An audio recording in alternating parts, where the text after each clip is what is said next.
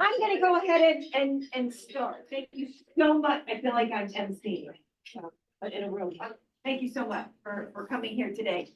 Our goal is, in being here today, aligns very, very perfectly with one of the original missions of AOI, which is to collect memories of different events and different times here in DC. So that's what we are doing today. Last year, we specifically looked at summertime overall and talked about different activities that people did, places that they remember.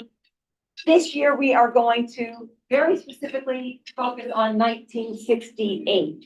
So I'm going to give you some things to guide you through some possible memories, but 68 is often talked about as one of the most tumultuous years in American history after post-World War II. I think arguably that might have some challenges in the last couple of years, maybe still is being challenged. But it's something that I think has many elements to it that stick in people's minds. And there's an odd parallel with a lot of things that are going on today. We've got two rules as we do this and collect memories. One, as you speak, if you could, one, state your name so we know who you are when you're speaking. I'm going to give you a microphone when you're ready to speak. Number two, if you could speak as closely into the microphone as possible, so that we can not only all hear it, but we can record it and it can be picked up.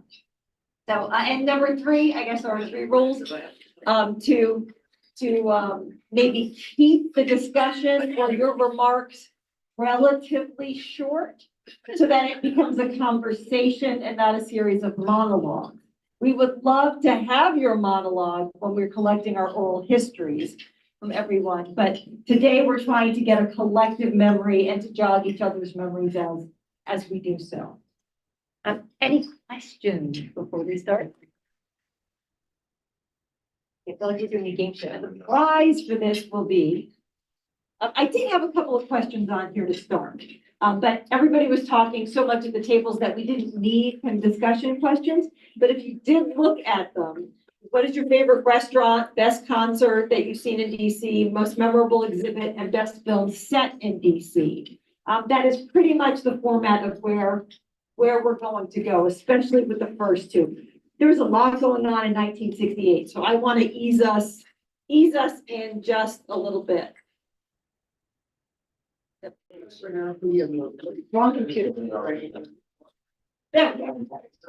going to ease us into favorite restaurants in there. Memories of restaurants. So 1968, there actually were a lot of restaurants that started in the mid 60s that lasted for quite a long time. Some that are still here. So just to give you some fodder for thinking. Obviously, Ben's Chili Bowl. We know where that is. Watergate Inn down by the waterfront. Roma Restaurant. AV Restaurant Pizza. Yeah. And Hogarth's. Yeah. Hogates. Okay. So there's also 12 LT. What is it? 12 LT. Oh yes, the little tavern at the bottom. Yes, the little tavern hamburgers at the bottom. So first off, memories in 19. Anybody go to any of these? Anybody remember any of these? Okay, I'm going with Judy. Okay. I'm Judy Hubbard, and Roma Restaurant. I still live in Cleveland Park. And where do I begin with Rosa? I lived 2 doors from Mrs. Abbo. I'm the same age as her son, who both of them have passed. Bobby Abbo went to Bullis.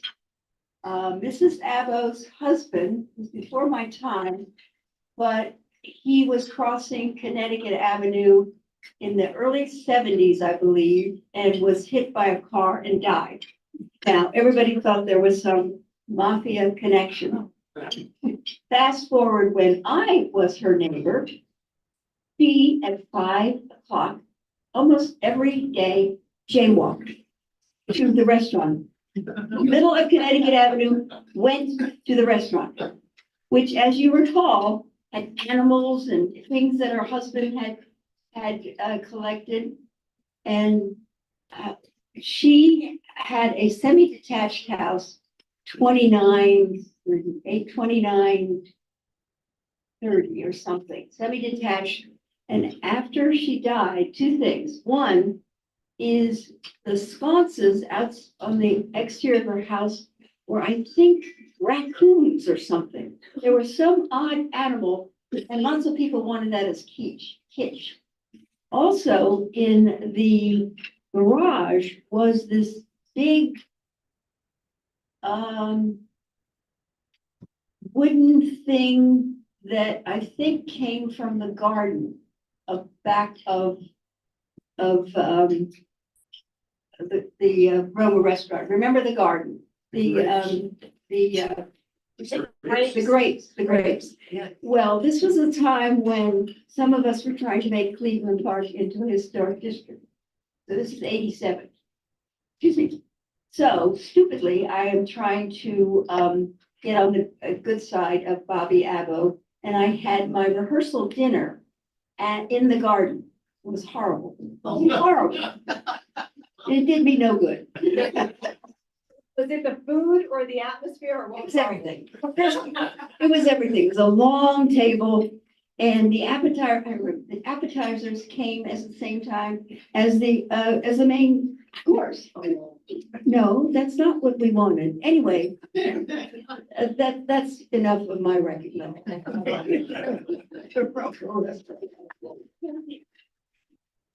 Any others on any of these or any other restaurants that I think I've got?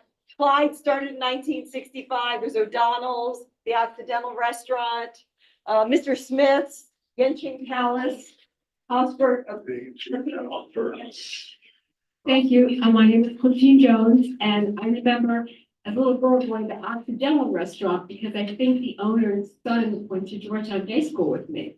And then the Little Tavern in Georgetown, my mom used to live in the Little Tavern. So after the Kennedy Center, wherever, maybe not the Kennedy Center, but after being out late, we would drive by, visit Wisconsin and N, I think, and grab the little hamburgers. And so those are fond memories. And I don't know if the Reed Gauche is up there, but Reed Gauche is one we, go to years ago, I was a little girl. So anyway, these are nice memories. So thank you very much.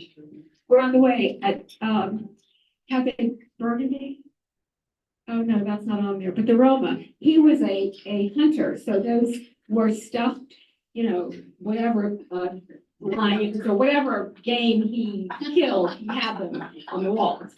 And, in his area space. Thank you. Were Little Tavern hamburgers kind of like jumbo slices that they got better the later and the drunker that you were?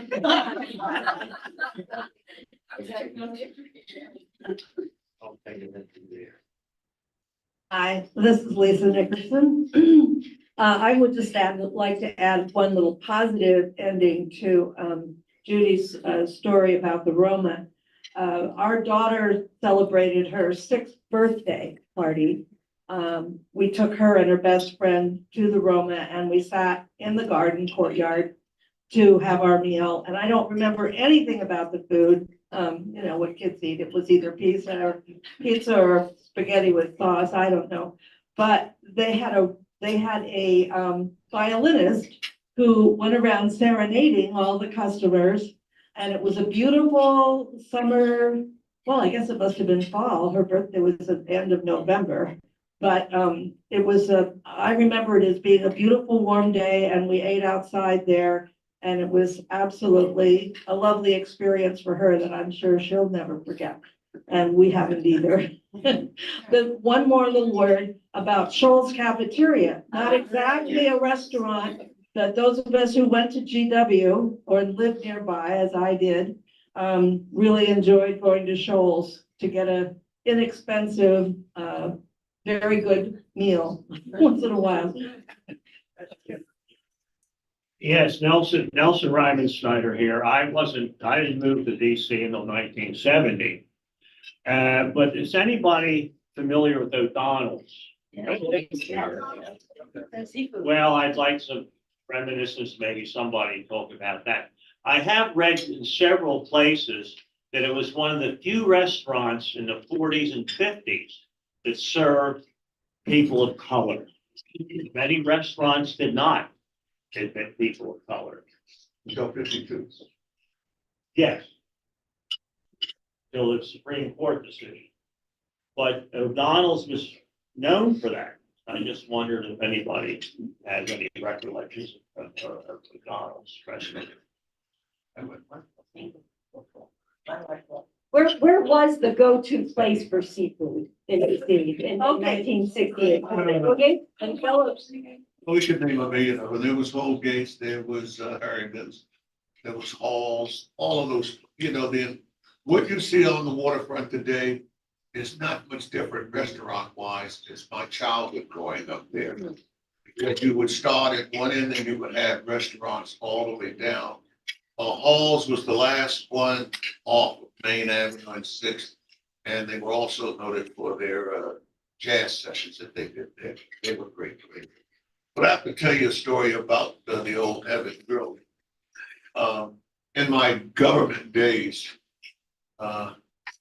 in 1969, after Nixon became president, there was a question, what do we do with all the dead wood? Well, what happened was, and what most people don't understand, back in the day, incoming parties to the White House, we had our list. We knew every employee. We knew your party affiliation and everything. I was stuck with help to clean out the post office department before we converted to the U.S. Postal Service. And people said, what do you do? Well, what we did was we really fired a lot of people.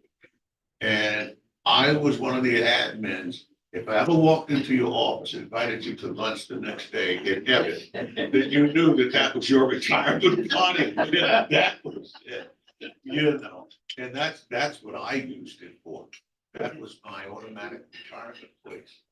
But as far as seafood, we say Holgate's because we always think of the run buns. Right. I mean, that's how we measure it. And the market in, the market in for that. Benny Bortnick's was another great place that was there on the wall. It just went on and on. There was Kingfish, which was on next to the Jewel Theater on 4th Street, right off of High. They had great seafood. But there was Snyder's. Well, I see all of these places. Snyder's was right up across from the main gate of the Navy Yard. I don't know, you could just go on for days naming seafood places here in town. This service all we had a restaurant at 3rd I Street. She sold some of the best crab cakes. What year was that? What year? We're talking about the 40s and 50s. Was there a specific seafood place or place by the water that people went to for a special occasion? Like one versus, like we go to the family on a Thursday night and one that's a real special occasion like the Roma, it sounds like, in Cleveland Park was. Yeah, I think for my time period, it would have been around Holgate's. Okay. Excessive going to get And the flagship too. Remember the flagship? Oh, yeah. The rum buns. And the Market Inn. They had music, they had this great sheet. Well, that came after the region, that part of the region, they got the old building there. And, but one of the funniest places, someone here mentioned, Moncton, AB. I don't know how many of you had the privilege of eating at AB restaurant? There you go. The white pizza. Yes, the white pizza, you chase it with Monte Pachano. Oh, yes. That was a fun place. The fun thing about that, there was always suspicions about their business associates connections. And I think the only crooks that I ever really saw in there were members of Congress. No, seriously, there was a big joke about that. People would say, who owned this? And you go in there and there are these guys in black suits. It was great. And I still miss that. I think AV is, it's opened by Union Market, a version of it by Union Market. Am I right about, does anybody know? I don't know. I don't know. I think there might have been something, along that. I will check that out. Yeah. One of the things I remember about AV is Jim Carlson. One of the things about AV is they have goldfish hanging from the ceilings. Yeah. Did you say blowfish? Blowfish. Yeah. My all-time favorite, and it's still there, is Mama Yesha's. Oh, right. And it's owned by a Palestinian family, and Mama used to sit in the last booth. Yeah. And she was always there every night. You always had to say hello to Mama. And then her sons took over, and then her grandsons took over. And when I first came to Washington, I could always eat at Mama Yesha's for $5. And then we went back, we've gone back for 40 years. It's still the same family, and it's still the wonderful food. Where is it? What? Where? Calvin Street. Calvert Street at the Duke Ellington Bridge. Yeah. It's hard to find a parking place. She used to sit and she'd play the tabla. Once the dinner rush was over, she had the little set of tabla drums. And she would play them. She'd come out, if she had been in the kitchen earlier, she would come out and she'd sit there and play the drums. It was a wonderful place. Yeah. There's one place I would put into the list, and they weren't, well, they had good food. In my earlier years, it was segregated. There's a place called Victory Bar and Grill. Victory Bar and Grill, which sit right at the intersection of what is now, what do they call it, Berry? Anyway, Nichols Avenue for me and Good Hope Road. They have their own history because an old friend from DC died several years ago. And people had heard me talking about this and they said, boy, that's not where Roy Clark came from, bless us. No, Roy Clark lived at First and Xenia Street. His dad worked at the Navy Yard along with my uncle. Also, Jimmy Dean, the sausage king. Jimmy Dean, that's where he got his kickoff, was playing at the old Victory Bar. So there are other places like that that weren't noted for the food, but they were noted for entertainment. There was Zambezi, there was Manny's, there was Cecilia's, and you could go on and on and on throughout the city. Because each neighborhood, if you say your favorite restaurant, each neighborhood, someone would have a restaurant that they liked in that neighborhood. Is Florida Avenue Grill still there? Yeah. Yes, still there. How long is that? Avenue Grill, tune in. Tune in. Yeah. Right. Hi, I'm Lisa Cole, and I have a little funny thing to, you're talking about O'Donnell's, and I remember the first time I went there, of course I was a young girl, and all the waiters seemed like they had been there since the door first opened that time, whatever it was. And I was just so amazed that they had all of these old people working in the restaurant. And so, how can they do that? Mind you, I was young, I don't think that way now, anybody can do anything. I just thought that was so funny, that they have old people working in the restaurant. And by old, do we mean like 30? Well, so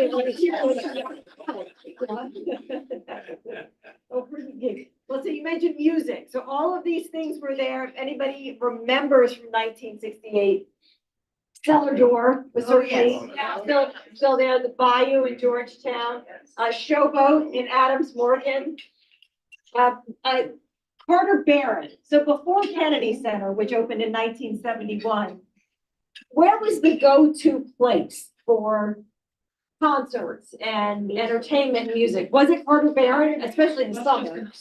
Well, I think Well, DAR Constitution. I think it's been on one's attitude, which your favorite genre was. Yeah. Me, I went to just about every place up there. You know, Because they did and still change. go to Blues Alley. And Post Alleys, yeah. And obviously they did in 68 have the Sunset Symphonies at the Watergate. So those were still going on. You know, the steps, the steps of the, right next to the. Yeah. Yeah. Our concert. Yeah. That was me. Yes, exactly. The floating stage. Yeah. So I'm Judson French, and I have some very fond memories of DAR Constitution Hall.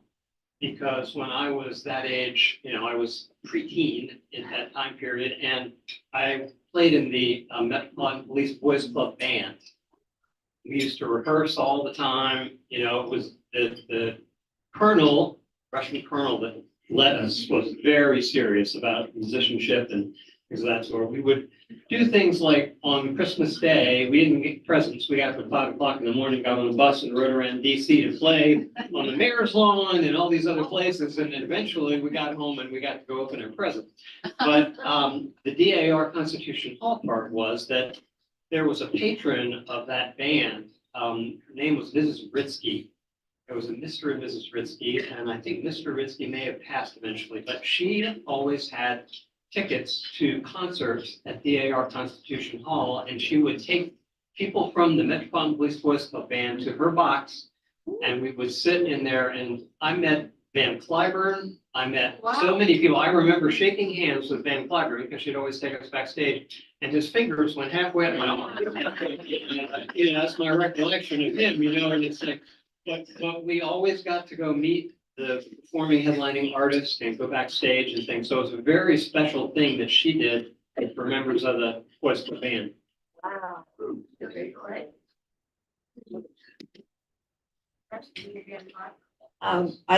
It's hard to remember now since the Kennedy Center, what it was like back in the days of DAR Constitution Hall that we're remembering. That was the place for classical music and a lot of other music too. I want to remember two concerts that blew me away. One was Leontine Price did a solo appearance there, a recital at DAR Constitution Hall. And it was the most overwhelming feeling. Her voice filled that entire building over the orchestra, completely filled that building. It was an amazing thing to hear. And the other one was Four Tops. When I was at GW, and I was living right nearby it too, I went to see the Four Tops play there. It's the only popular musical group live concert I've ever been to. And I could say that nothing could have surpassed the absolute joy and wonder of hearing them perform in person and live. It was wonderful. Awesome. Did anybody get to see Ella Fitzgerald at the Carter Barron in 1968? You did. Oh, please tell us.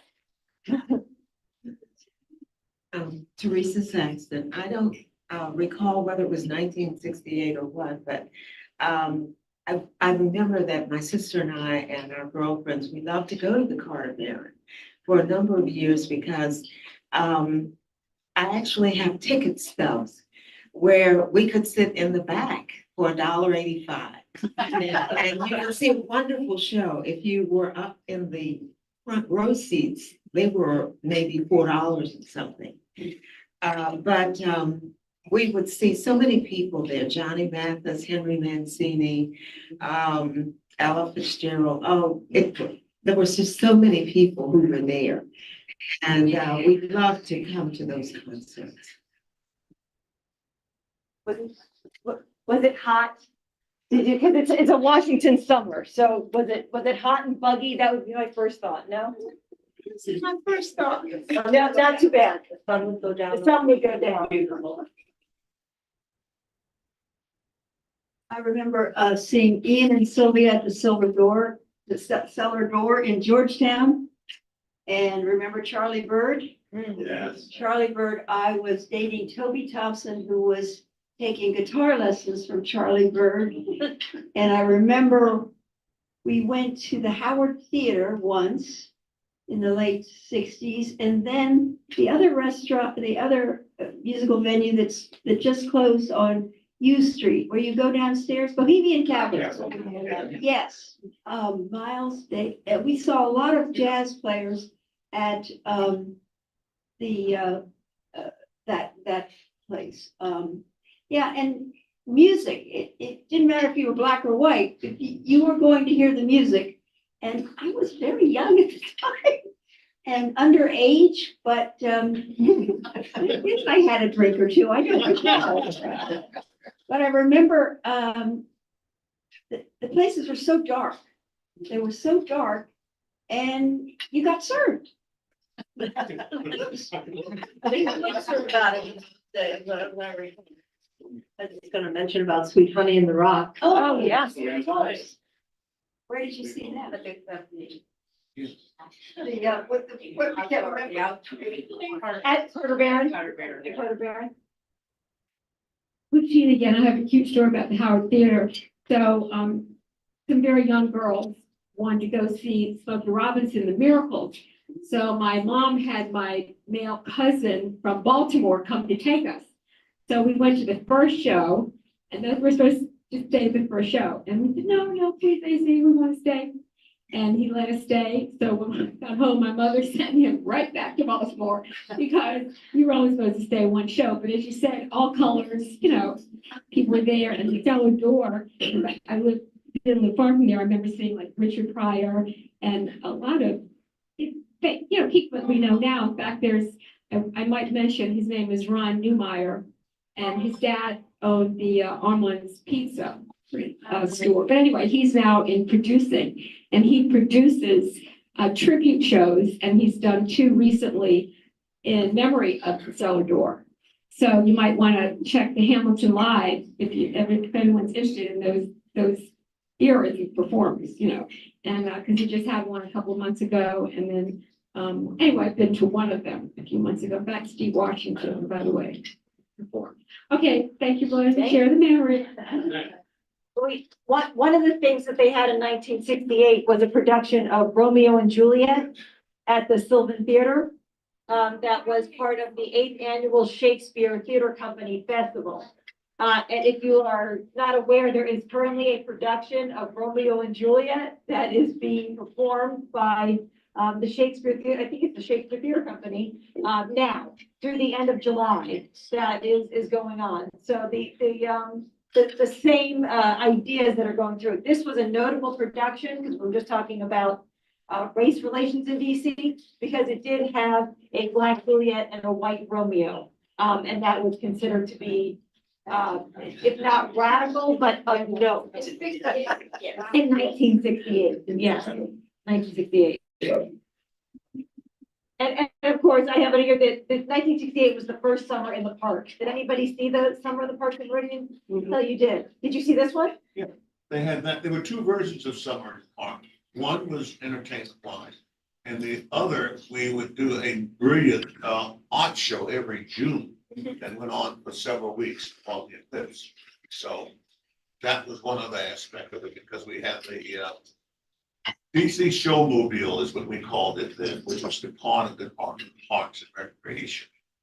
And they, of course, would be the main stage there. But a lot of the entertainment also back at that time, one of the most sought after events would have been August of 68. It was a special anniversary for the U.S. Army Band. Because every August, well, they didn't start out there, it started out at Watergate. They would do the 1812 Overture concert, which continues until this day, but it's held at Jordan Base 5. Oh. Yeah. It's actually, yeah. Yeah, okay, yeah, Walter's got you. I was with the Park Service, and I believe Summer in the Parks came really after 1968, because it was mainly an effort in the summertime to quiet the city down and create entertainment venues for people to go to, so that the city wouldn't erupt like it did in 68. Well, it may have been full blown after that. It seems that the very first concert with Pearl Bailey and Cab Calloway was 68, in July of 68. So it sounds like there were many components to Summer in the Parks. And it seems like it was also successful. It seemed like a successful program. And one of the reasons that they needed to kind of calm things down, because now we're jumping right to, if we get to it, all right. April of 1968, right? So we're not, the uprisings were April 4th through 8th, obviously after the assassination of Martin Luther King Jr. Over the course of those 4 days, 13 people dead. None of those people died from police interactions. Those 13, the majority of them died from either accidental death or asphyxiation, or it was fire related, or between each other. So, which was a specific plan to emphasize people over property, specifically in Washington, DC, because obviously this was not the first place or the only place where there was some type of civil unrest after King's assassination. $24 million worth of damage, one of the highest of all of the events during that time. Again, because the police were instructed, or the National Guard was instructed, to not worry about the looting as much as managing the people. So that was going to be the priority. It did not look good to have a lot of people dying in the nation's capital during a presidential election year, right? So, and about 75 people arrested. So obviously, we're talking about the summer of 68. This is April, but this is the aftermath, right? So does anybody recall what some of this looked like, go into some of these areas? We think of it as encompassing all of DC when people look back at this, but obviously it was not all of DC, and not everybody was involved in what had been going on in these several of these neighborhoods and several of these streets. Yes. The areas that were burned down were called the burn. 14th Street was part of the burn. U Street was part of the burn. 8th Street Northeast was part of the burn. The blocks behind the Carnegie Library on Mount Vernon Square were part of the burn. And there were whole blocks that were just gone. And it took Washington decades to rebuild those parts of the city. They've all been rebuilt now, but it took, well, for a long time, you would go down those streets and they were all still burned down. Did you see them? Was it smoking when it was even like months after? Were there embers and smolderings of them, or? I came in 71, so I wasn't here during the I riot. was smoking for days. Yeah. Most of it, the heavy destruction was within the old federal city. You get north of the old city boundaries, you would find some specific areas that may have been targeted things. But the heavier damage was in the old federal city. That is the area south of Boundary Street or Florida Avenue, on this side of the river and in towards the Capitol. In the outlying areas, you had spotty problems and things like that, but not to the extent that you saw here. Yeah, I'm not sure. Yeah, thank you. Enjoy. Please let me get to your. I've been kayaking in West Virginia. We had 4 big canoes on top of the Suburban coming in with a whole bunch of kids from college, and the police pulled us over and said, "It's a curfew. You're not supposed to be out this time of night." So we got told quickly to get home, or we'd have to go to jail. Well, that was there, because there was an immediate curfew that was set up, right? And there were also points coming in and out of the city. So you got caught in that. And we just hadn't heard, we've been out canoeing in West Virginia, so we had no idea of the sadness that had happened.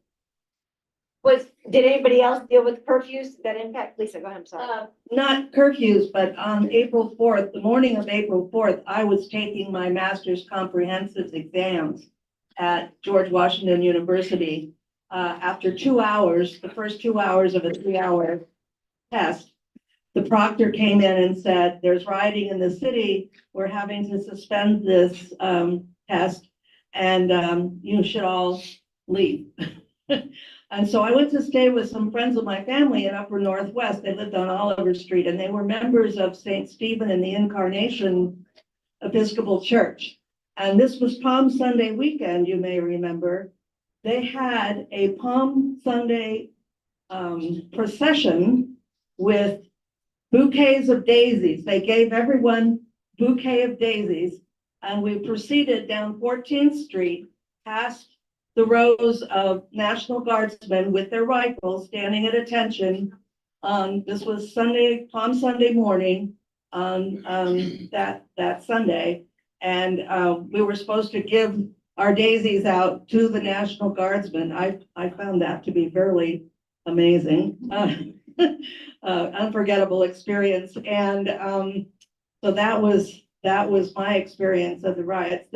I lived in Foggy Bottom at the time, so I didn't, but many of our friends today on Capitol Hill did witness the very near the burn area on H Street was very close to where we live now. That was a seminal, an unforgettable experience in my lifetime for sure.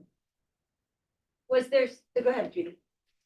I was working in the Adams Building at the Library of Congress, and I lived in Georgetown. So I remember leaving the Library of Congress and driving and just looking north and seeing everything's burning, you know, and I just thought the world was ending. And of course, by the time I got home to Georgetown, that was the lockdown and the curfew, and the bridges were closed. You couldn't go to Virginia.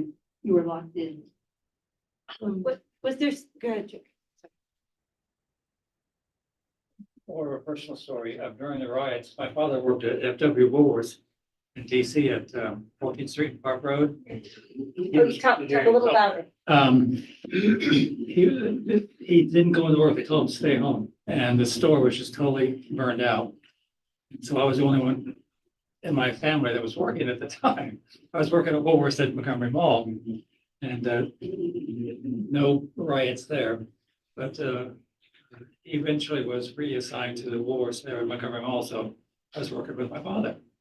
But that was my question. So he couldn't go back to the store. So did he spend years back at Montgomery Mall, or how did they manage people? I don't remember when he retired. I think it was in the 70s is when he retired. But he stayed in He Montgomery stayed in Mall. Montgomery Mall. He Yeah, did. they never Interesting. rebuilt the store He did. downtown. Was there still a sense of shock in the summer as to kind of what had happened? Because if from the pictures, it obviously took a while to rebuild some of these areas, maybe in some of these areas 20 or 30 years. A Right. shock to those that lived outside of the communities. To me, it was no shock. I'd seen it before in other areas of the country. It was a matter of time before there was something that would happen here. It wasn't shock to me.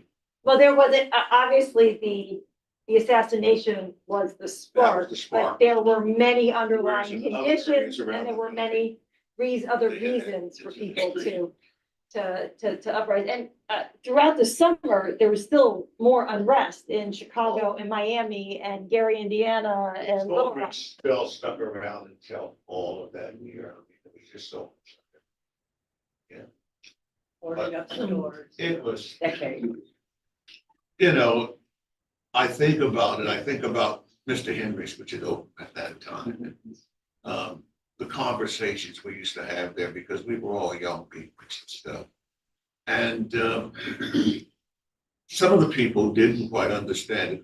For those of us who are generational DC, and particularly if you were Black, you said, well, it was going to happen eventually. Because there was a lot of contention here. The Brown versus Board of Education decision was still fuming over the city. That was, you got to remember, it hadn't been that many years.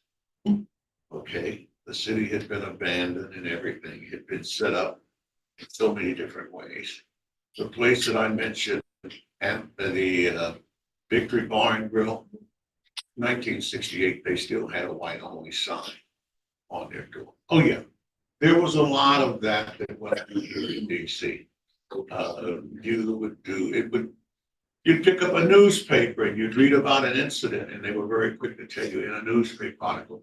All involved were colored, so those were the currents that occurred a lot of this stuff. It was the whole.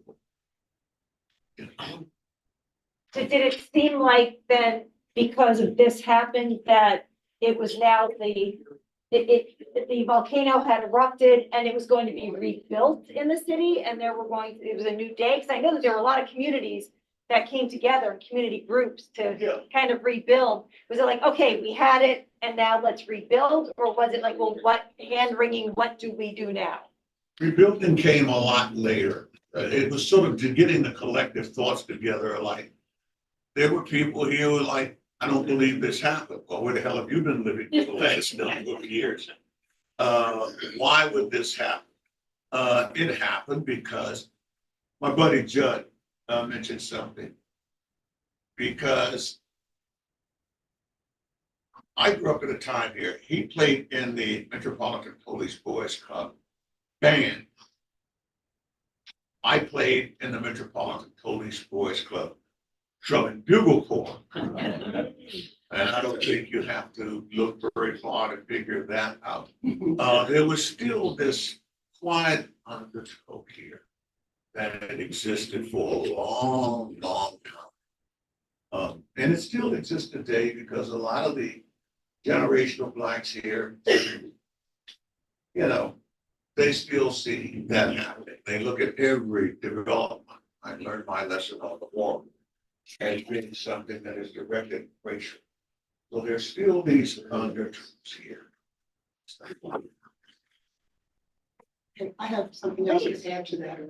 And this is just me, when all of this was going on, the riots and the rioting and so forth. And Carl just mentioned people, if you lived here, you knew it, you weren't surprised. I think I may have been one of the only people who was surprised. Because Sheltered life. I know, I think the best way to say this, I was sort of naive. I thought, this is the capital of the United States. This would never happen in Washington, DC. You would read about it and see the news reports in Chicago, Detroit, and LA. And I would say, oh, that couldn't happen, not in the nation's capital. And I was like that for quite a while. And then I started to come around and say, I saw these things, but I just refused to say or see what the cause was. I was looking at it, I think, with sort of blind eye, shaded eye. I was naive. That's the best thing. But yes, rose-colored glasses. But the rose finally went away, and I saw what was going on with it. But that's what happened. I thought, oh no, that couldn't happen. Not you. And I just mentioned on the Fort Stevens Day last week, and that was our teacher, showed that the capital shall not be taken. Because we almost lost that election. Abraham Lincoln almost lost that election of 1864 because it was so war weary that nobody liked him. And he could have lost it. He was that close to losing it, but he knew, even though it was at his risk, as it surely was, he knew that for the country, he had to get rid of slavery. He had to do it right. Well, so it wasn't going to do. So anyway. I also heard that in Southwest Washington, in the 50s, the early 60s, there was urban renewal, and the old residents, black residents in those neighborhoods were moved out so they could build all these Cotille Woodward Smith high-rise buildings down there. And they all moved up to U Street and to Florida Avenue and to 8th Street Northeast, and that's where the riots occurred. And that displacement of a large population had something to do with it. Yes. Yeah, something was going on in 68 too. In 64, we voted for president for the first time. Eisenhower was able to get the 23rd Amendment approved, but we couldn't vote for any local officials. 68, Congress had a bill. It was had bipartisan support. The president was behind it, but it almost didn't make it. And the riots were part of the reason. When it finally did get through, and in 68, the people here voted for members of the school board, elected school board for the first time. Interesting, nonpartisan elections, nonpartisan elections. Does anybody here run, remember that election? So, yes, Pat. I'm Pat Brown, and I was a student at Washington School for Secretaries, which at that time was in the basement of the National Press Building at 14th and U Street. And in the middle of the afternoon, a police officer came down screaming, "Get these girls out of here." We had no idea what was going on. We went outside and Garfinkel's, which is now the Hamilton, was on fire because apparently they had used perfume all over the counters and set them on fire.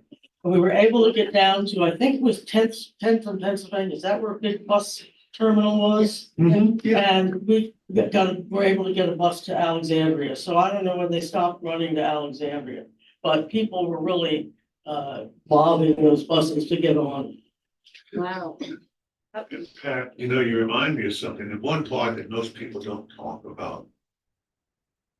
Of all the mayhem that went on during those several days, there was no race on race or very little race on race incidents. It was all a lot of attacking property and stuff like that all time, the man. But there was very, very little, if any, race on race incidents. That's the strange thing about that. Whereas in other cities, than this citizen, there was this direct race on race thing. Last time that happened was in 1919, and then one incident after World War II. But in 68, there was more property. I remember a picture of a Metropolitan Police officer. He had his foot up on the bumper of a car. He was writing them a parking ticket while looters ran behind him. And it was really like, wow, that's good. But he wasn't concerned with them because somebody said that they were told not to bother. Right. Yeah. Walter Washington made that decision, made that call, I think. He was the appointed mayor at the time. And he said there will be no shooting of looters over property damage. And it made a huge difference. I think it could have been far worse even. Of course, it took us forever to recover. And the thing that started the recovery was the metro construction. People were coming downtown for metro construction. And when I got my first car in 1970, I could drive 70 or 71. I forget which year it was now, probably 71. I could drive from Foggy Bottom to Capitol Hill and back in the evening and not see another car on the southeast southwest freeway. That's how people just left the city. If they had to work here in the day, they were gone within a half an hour of the end of business or less. And no one went out at night. They're not in a car anyway. I don't know if they took taxis or whatever, but it was sad. I was gonna have a little bit different perspective on this, sort of predates 1968. One of the things I learned about the state of Maryland is during the succession, all the delegates who were going to Annapolis, who were going to vote to succeed, never made it to Annapolis. So Annapolis was a southern city. It's amazing how many young people don't know where the Mason-Dixon line is. Maryland was a southern state. They had slaves. But it looked very good to have DC surrounded by the enemy. And also when Lincoln came up with the Emancipation Proclamation, it only applies to DC because DC was also slaves. They were compensated $300 for every slave that Yeah, they were reimbursed. they were reimbursed. And they also, I think he was smart enough to put a soldier in the farmer's home so that it would replace the workers to help do the farming. Smart man, that man was a smart man. Okay, you have. Well, I was just gonna, this is for Lisa, when you talked about the daisies on Sunday, I thought of this historical. iconic photograph, and I just looked it up, and what happened is it's called Flower Power, taken on, sorry, my eyeglasses, I can't find it, anyway. That taken on October 21st, 1967, almost 68, during the March on the Pentagon by the National Mobilization Committee to end the war in Vietnam.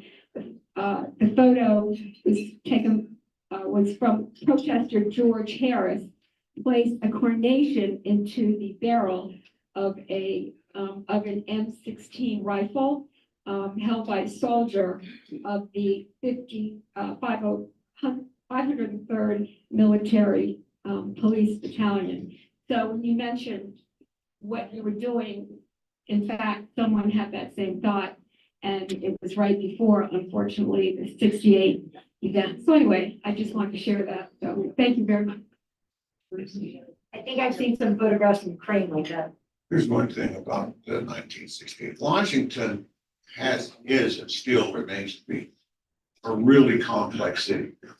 Everybody has their own ideas, and most of them, I hate to say it, people didn't grow up here. Interesting thing about 1968 in DC, and Pat, Pat's over there.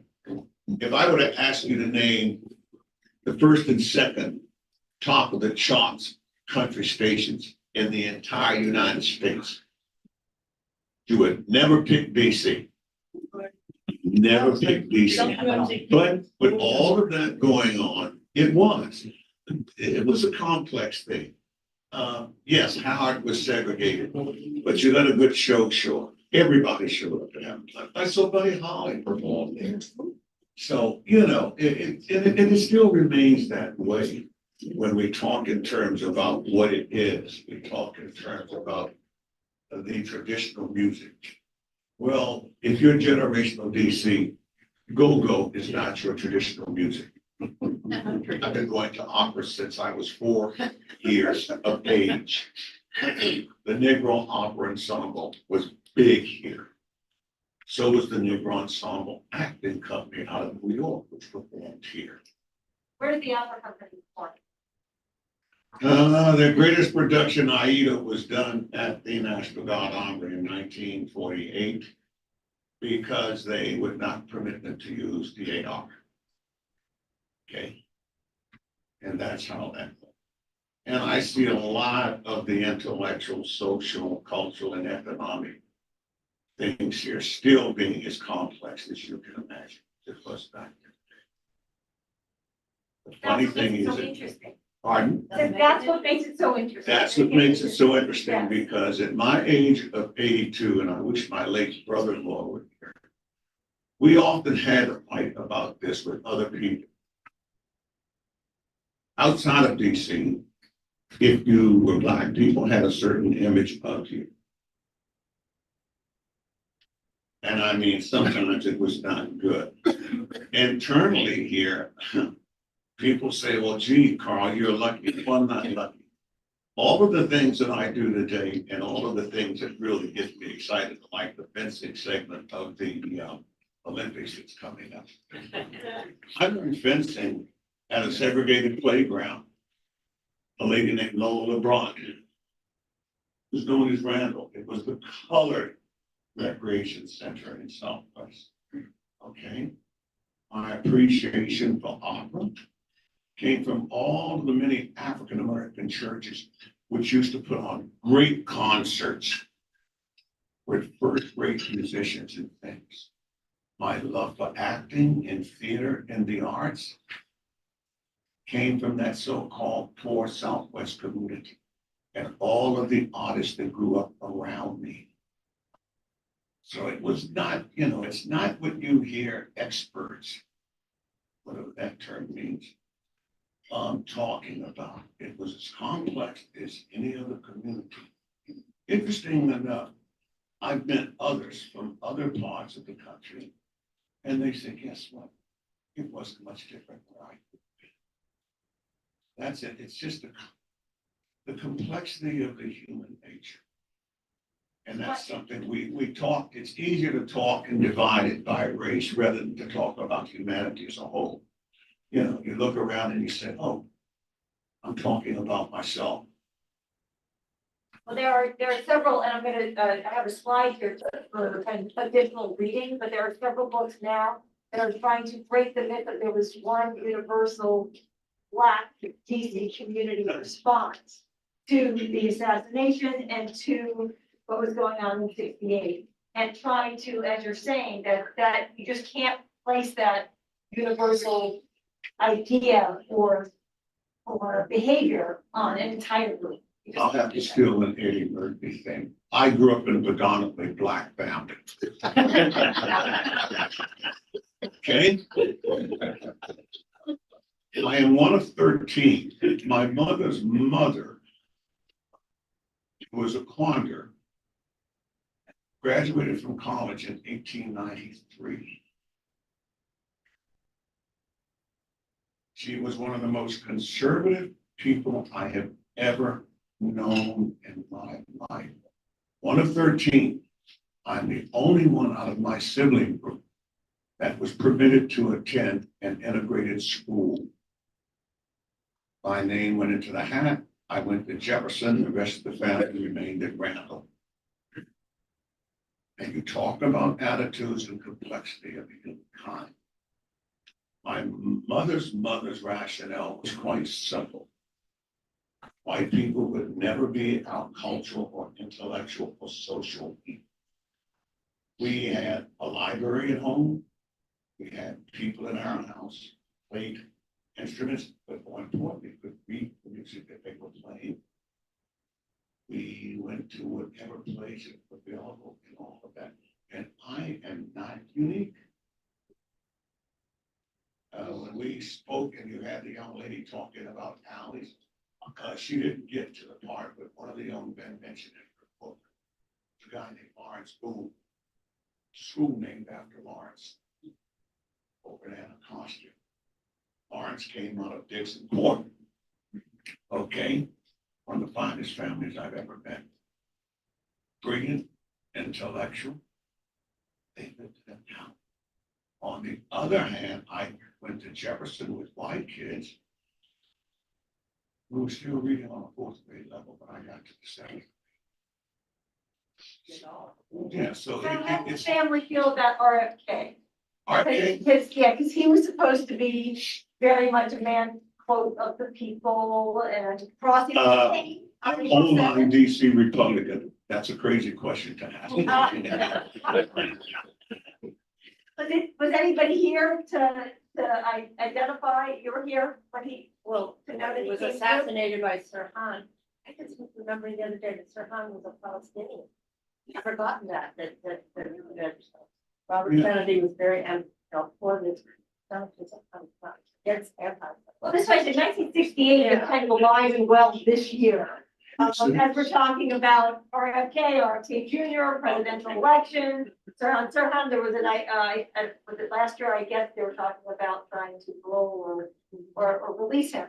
So he was here on April 7th. He came to walk around DC, and Ethel Kennedy was here because she was helping to plan the Poor People's Campaign and the march that had been about to happen, that MLK was going to be coming to.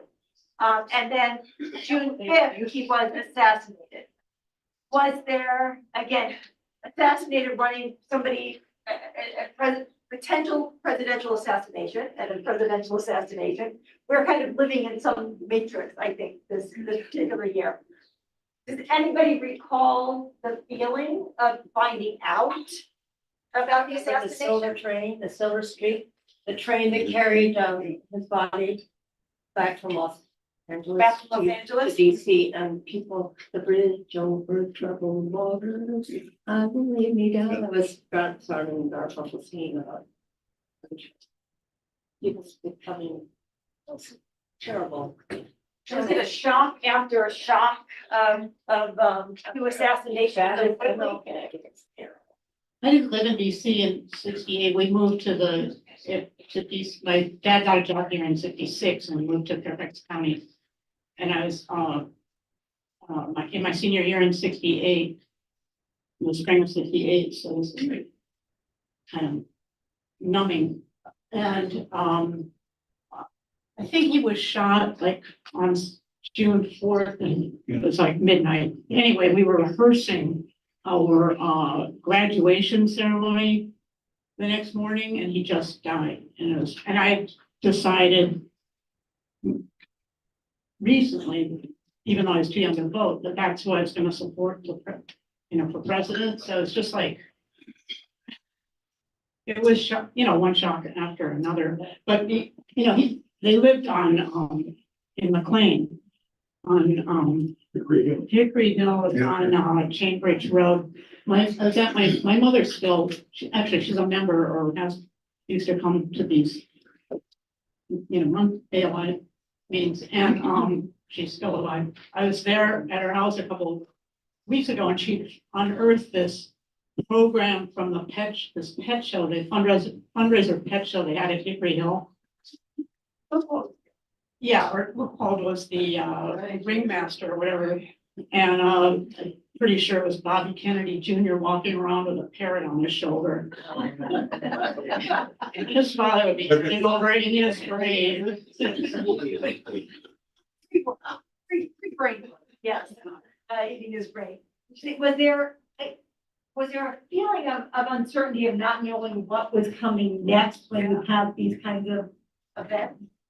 Well, I just wanted to mention that, because I was 12, and I'm a native Washingtonian, but I was living in Wheaton, Maryland, and I went to a Catholic school, St. Catherine, La Brea, right on the Gettysburg Road, where Jubal Early had marched the Confederate troops by, on the way to the Battle of Fort Stevens. Bobby didn't die right away. We were like having a vigil on the playground that next morning, and were wondering what would happen. He had marched behind Dr. King's caisson at the funeral 2 months before. God. And I remember his brother Teddy, in his eulogy for Bobby, quoting Juliet. And when he shall die, take him and cut him out in little stars, and he will make the face of heaven so fine that men will fall in love with night and pay no worship to the garish sun. This gentleman mouthing it too. That's why I know that passage. And I went to a production of the Royal Shakespeare Company some years ago of that play. And the Juliet, most of the cast was very young. The Juliet stomped, was like the hippos in Fantasia. She stomped all over those lines. I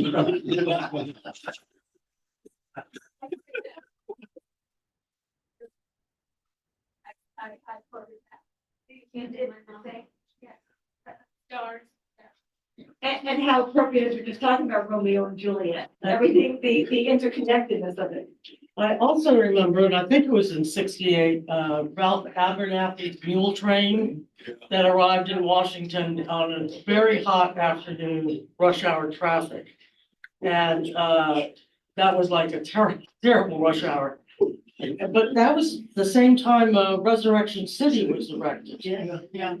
And I don't remember how long that lasted, but quite a while. Yes. Let's right into the next slide, Resurrection City. I didn't realize that, he actually came in with the mule train for this. So if you weren't there or don't remember, the Poor People's Campaign and the Poor People's March that was supposed to be happening just at the weekend that Martin Luther King Jr. was assassinated, or after that. He was supposed to be coming into town. So that was supposed to be an impromptu march and protest. They did not have a permit for that. So they ended up getting a permit for Resurrection City to have an extended protest or demonstration on the mall where they could actually set up tents and be there for 5 weeks. And then it ended up being extended at least once. To set up to bring in, and I assume that the mule had something to do with 40 acres, and maybe if that was the idea, since they were looking at poverty in America. Did anybody go down and see this? Yeah. You did. What was it like down there? I went down to see Muddy Waters. They had concerts and things because they had all these people and they didn't want to have more incidents. So they had, I don't know who put on the concerts or whatever. They had different cultural activities. And anyway, they had a stage set up at the, you know, on the end of the reflecting pool facing the Lincoln Memorial. Yeah. Stood on the steps or, you know. And what, it was great. There's a lot of mud down there. It's interesting that you would say that because the people who did this didn't know too much of the history of the bonus marches. Yeah. Oh, okay. Yep. And the same thing. And just like this was a cultural intellectual mixing, so was the bonus march decades before.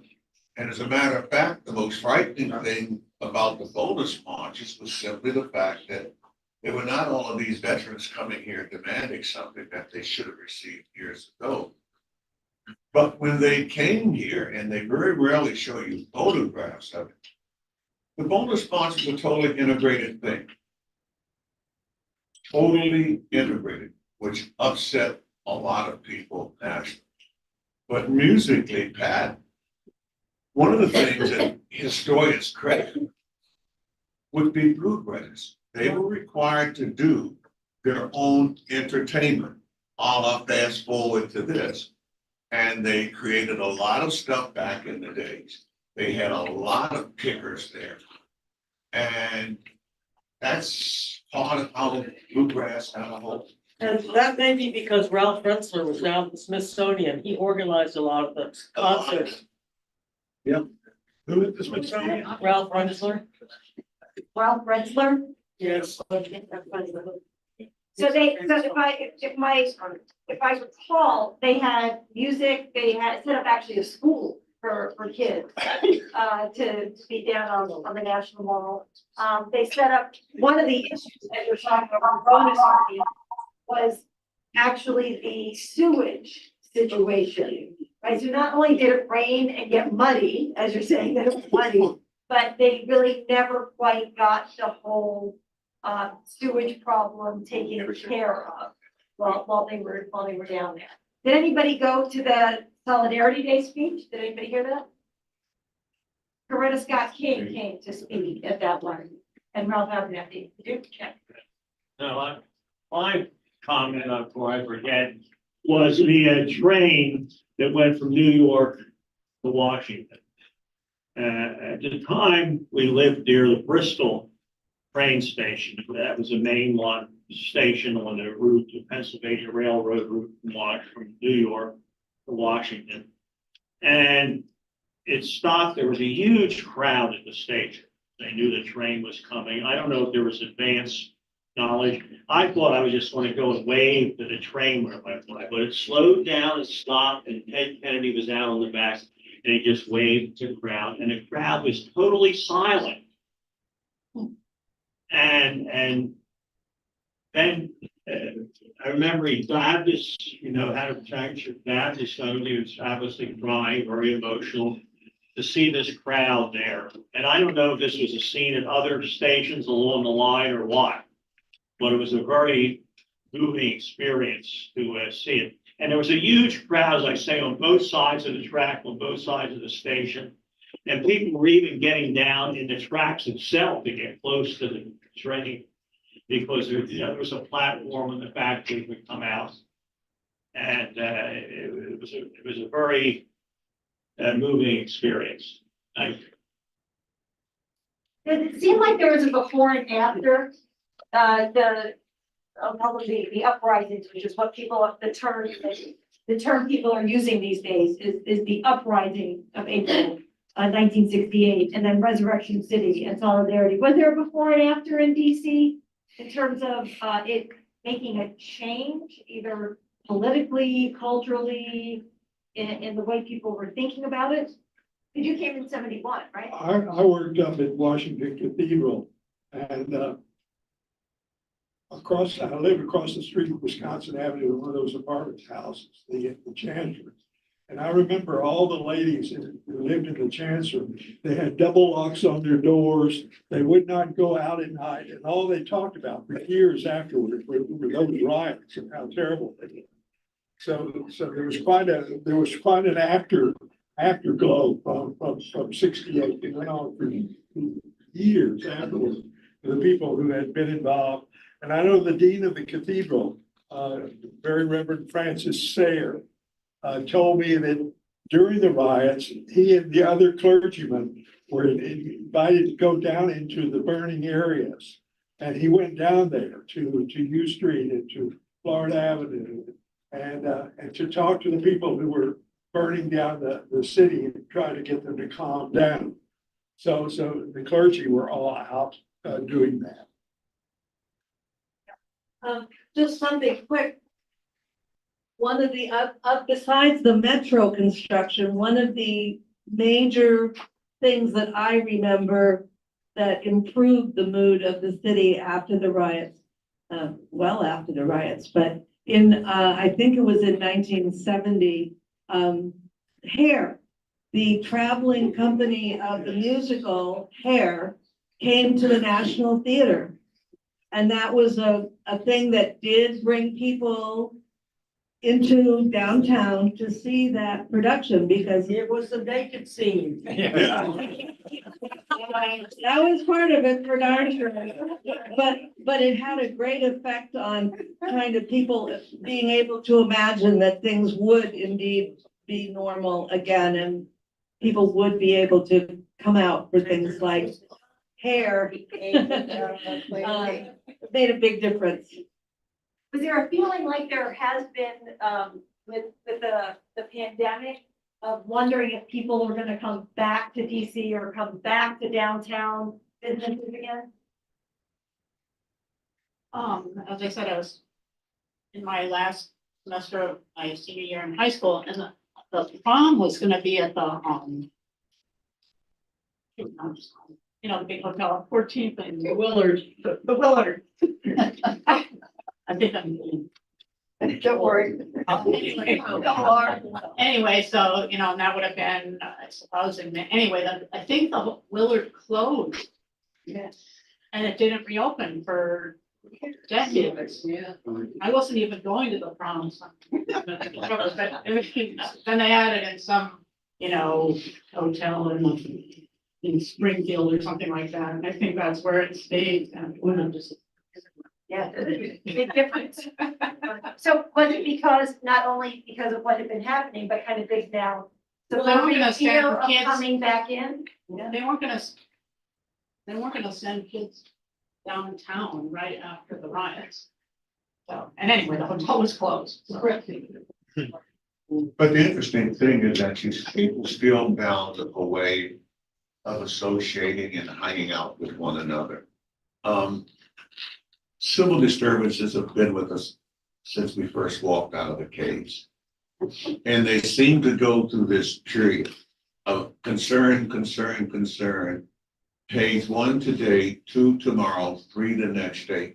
And finally, it's on page 10. And then an air of normalcy takes over. And then we continue on as the way before. Is it because we're Washingtonians and we're used to all of that and we see it and we see the protests and the marches and it's something that happens every week almost that's going around here? Do you think people just brush it off a little easier because it is Washington? Yeah. Good catch. That's good. I was gonna say, I don't know if this has a bearing or not, but a couple of years ago, I found out that only 35% of the city are native. So I think there's probably a constant turnover of the citizens of DC over the years. So I don't know if that has a bearing on it or not.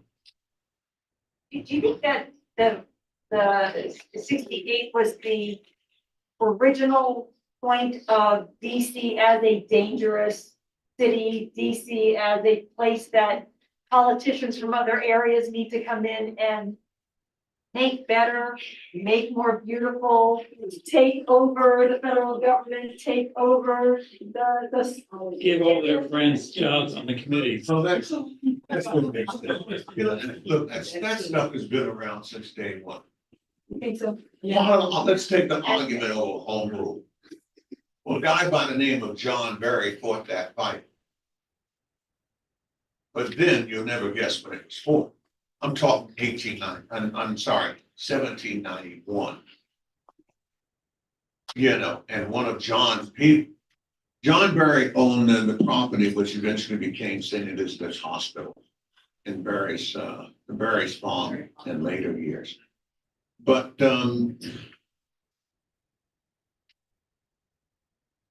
it has happened so many times before.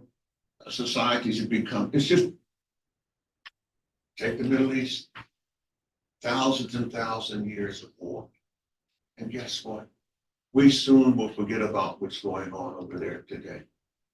Well, people don't necessarily see Iowa City as a really dangerous place, right? But DC comes up every once in a while as being extremely dangerous. And I'm wondering if that, it's kind of an echo of these 68 riots in a way that maybe, I don't know, is Newark, Chicago, LA? No, that's only if you have not read statistics. When you look at the most notorious area of Washington was considered to be the slums of Southwest, where I was born and reared, okay? And as I said at our last gathering, if I had to pick a place to born and reared in, it would be Southwest. And oh, by the way, could I have the same neighbors that I had back in the 40s? It depends on what one sees and what one hears. If you live in a community where 99% of all minority crime is published and very little white crime is published, and that's the way our stats were kept here for a long, long time.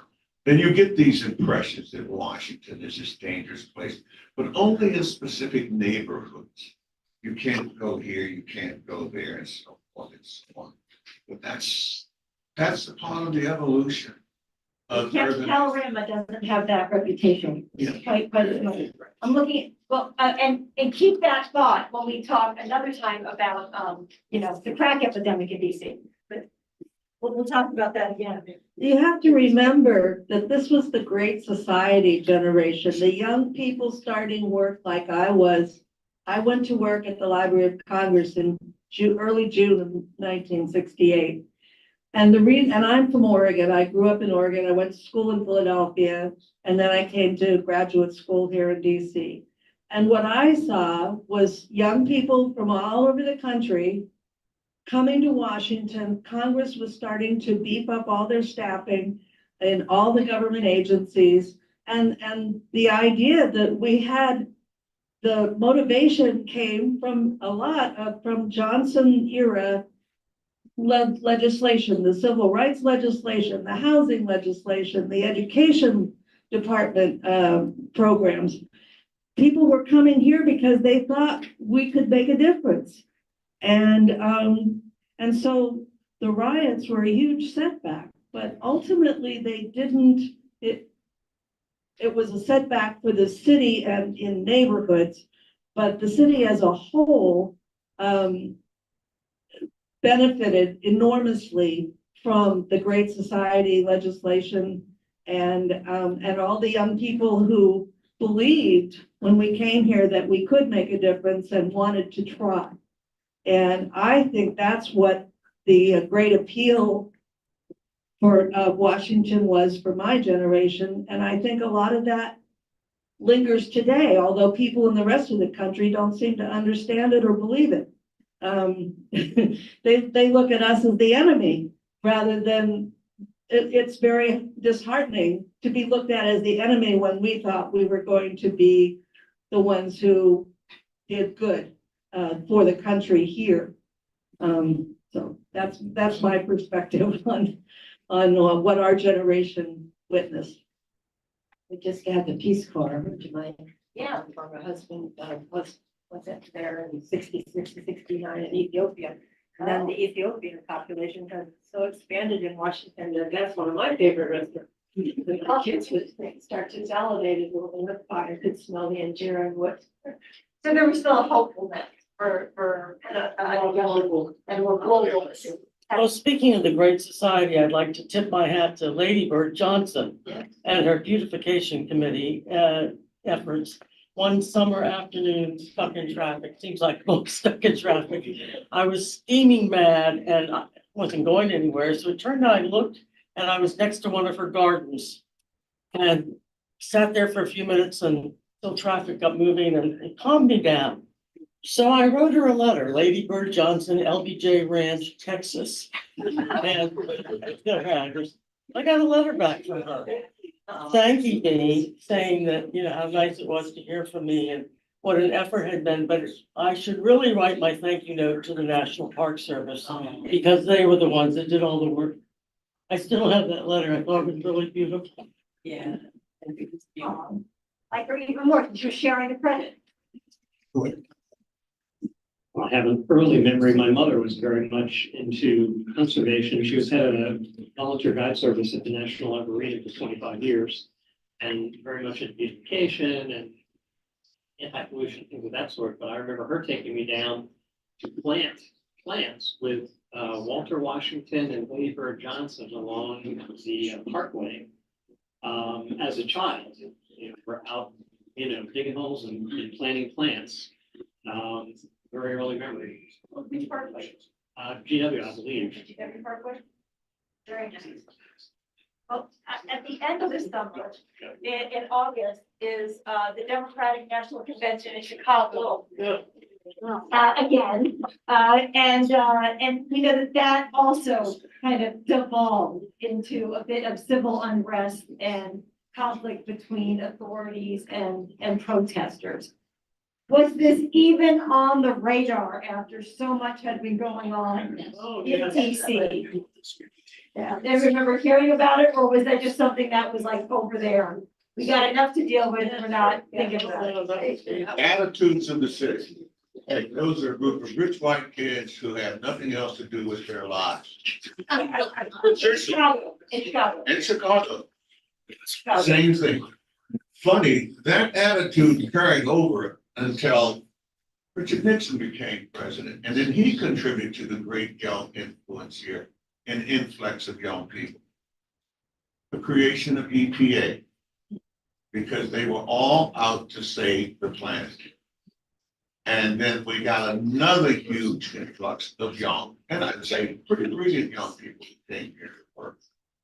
Many of whom have remained here in the region. So there have been these periods, we get these periods where we get the young influences that come in, but like I said, eventually somehow now we go back to normal. But did this summer feel abnormal? Does it stick out because it was such a volatile summer? Yeah, one thing after the questions for me, it All runs together for me. It's just. Summer of '68, just. There were some disasters in the world too. The one that sticks in my memory is the eruption of Mount Etna in Italy. They had a huge national disaster in Italy when Etna overflowed and a lot of people were killed and land and villages were destroyed. And there were other things too that I'm not coming into my mind at the moment, but it just seemed like a year when everything terrible happened. And a lot of it was related politically to the two assassinations. Well, more than two, because Malcolm X. He was 65. He was 65. Oh, 65, but there were still reverberations was shot in that. Yeah, but there was this period of time. And like I said, you look back through history and you go, oh, there really isn't anything new under the sun. This has all happened before. And is often, it's happening kind of at the moment. Yes, exactly. One thing about DC is it's a convenient place for politicians to demonize, usually along racial lines. And it does come back a lot. Many years ago, there was some kind of a revival gathering on the mall. A religious gathering like an evangelical, as I recall. And I forget who it was, but one person said, the people coming, a blogger, said you should avoid traveling on the Metro green and yellow lines because it's going through questionable neighborhoods.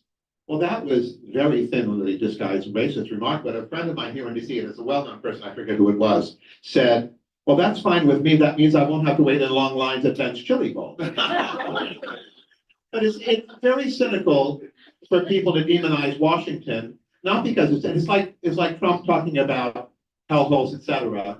When the crime statistics don't even bear it out, the facts no longer matter. You have a narrative that appeals to you and it appeals to the low instincts that he's gifted at appealing to, and the evidence doesn't matter at all. They have their own Earth 2, and DC is demonized because of that.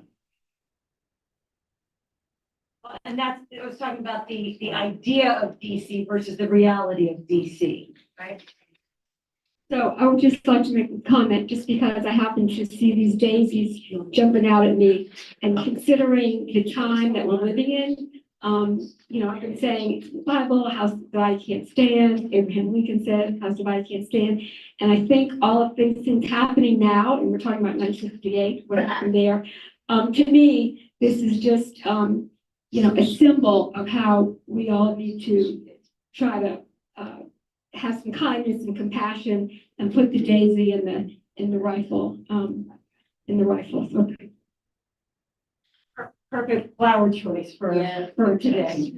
For that. So I have, if you're interested in reliving more of 1960s or 1968, there are a couple places to look to do so.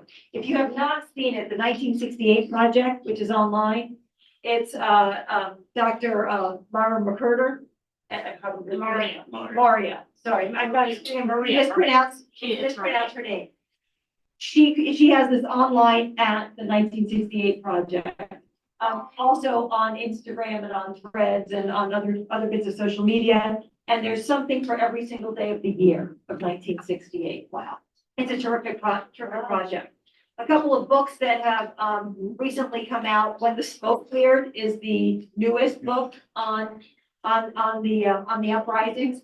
Most of 14th Street is gone. 10 blocks from the White House, which is more of a first-person account from a journalist. And there is a PBS series that they have done in Washington in the 60s, 70s, and 80s. So there is some great footage from Washington in the 1960s. And overall, and it covers some of the context for 1968, is Chocolate City, the book that came out about 2 years ago.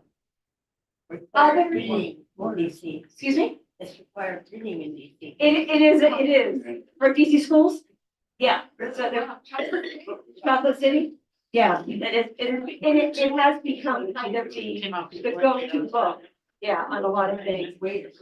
Other thoughts before we go, other thoughts, other memories, other things I have, in case anybody had a memory of going to the Watergate early on before it became the Watergate, that did open in 1965 with a fabulous pool.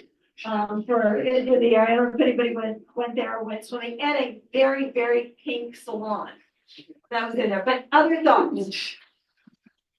Yes, just quickly, when I started the Library of Congress in 1971, I was assigned to the division that would answer questions about the District of Columbia, its government, how it operates, the relationship with Congress. And there were 2 gentlemen who covered this area who were retiring. So of course I went to them to talk about their experiences. And I said, well, what should I basically know about the District of Columbia, its government, its relation with Congress, and its city culture and overall? They said, well, it's this way. The District of Columbia is sui generis. It's one of a kind. You won't find a comparison anywhere in the world to the government and how it's run here and its relations with Congress. And that's still today. And now we're celebrating this year the 50th anniversary of home rule. And I just never forgot that. And I walked out, I thought, what have I gotten into here?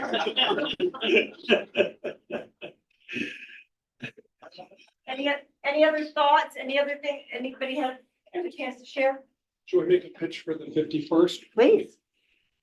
I don't know if you all have followed it, but the DCist group that was taken over by WAMUFM a few years ago, WAMU has pulled the plug on it, and so now the folks that started it up have gone out to start their own new journalistic platform.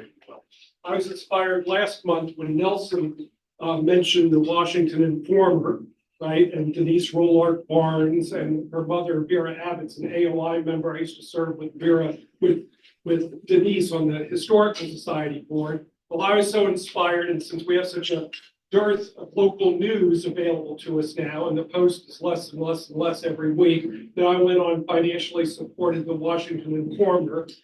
I made a donation to the Huffington Post, and then I went online to support the new 51st. Yeah. So this is a group, they're looking for funding, and want to get some grassroots support so that they can then go out and get institutional or, larger funding from other sources.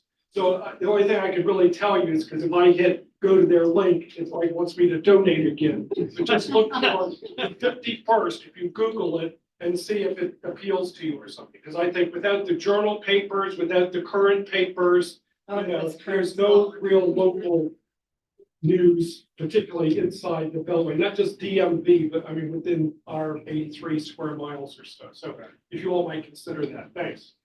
I believe they're also looking for community advisors. So they want people from the community involved. So if that's something you're interested in doing, because a lot of them who are starting this are relatively recent Washingtonians. My last remark is this, and it's something that I go through periodically at the yacht club. We have transients from around the world. And eventually we end up sitting in the bar and people are talking and they'll say, Carl, one of the things that interests me is the Washington that I'm now in, and what I hear when I'm outside of Washington. The real Washington is this, and it goes back for a long, long time. City divided, not so much so as you would think. I can take you to city, you want to see a city divided? I can take you to New York City. People from Brooklyn don't go to the Bronx, don't like Manhattan. All of my acting and theater buddies from the Brooklyn part and over in Williamsburg and in Fort Greene, they can understand why I need to associate with people who live in downtown Manhattan. But there's one unique thing about DC. One very unique thing about it is that you have a divide here, you have a great diversity, intellectual and cultural here. But here in Washington, not like any other city in the world that I've ever visited, you get this interaction of the diverse groups of people.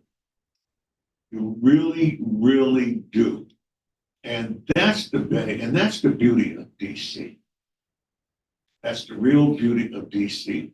And I had a number of people say, it's not what I expected, Carl. I can go anywhere and there are people there of all shades and descriptions who can discuss any point that I'm interested in. I don't get this when I go other places in the world. I don't get this when I go to other places in the country. Yes, we can be a little ranker at times and carry on, but intellectually, culturally, and socially, there is no better integrated city on the face of the earth than DC. Nowhere. I get off the soapbox. I can't beat that. So I'm gonna end with that and also with a plea then, because the underlying what it's like to really live in DC is why we want to collect your oral histories of what it was like to be here. So that the impression that we leave on the world is not the outside impression, but the inside reality, which is what we have all lived here and what AOI has been trying to preserve.